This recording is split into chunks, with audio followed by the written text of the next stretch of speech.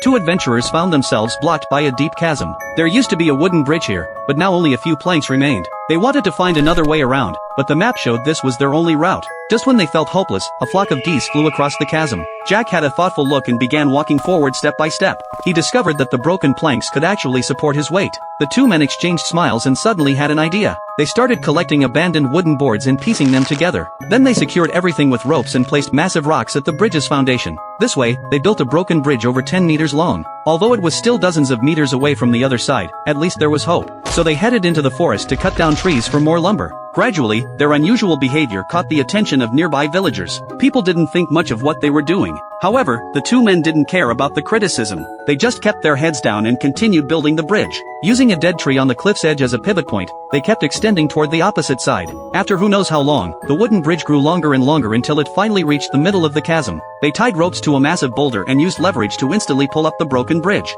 Half of their bridge was complete. Tom took out a flare gun and fired a signal flare. The fireworks bloomed in the sky. Seeing this, the villagers felt hope and started cheering for them. But accidents always strike suddenly. A strong wind began blowing. They attached sails to the wooden bridge, hoping to use the wind to lift the broken bridge. Looking at the lightning-filled sky, the two adventurers showed no fear at all. That night, a storm hit. All the villagers took shelter, but one girl refused to go back to her room. She watched the two men with deep concern. At this moment, the two began executing their plan. As Tom chopped the rope with one swing of his axe, all the sails on the bridge opened fully. This actually lifted the broken bridge dozens of meters high, level with the opposite cliff.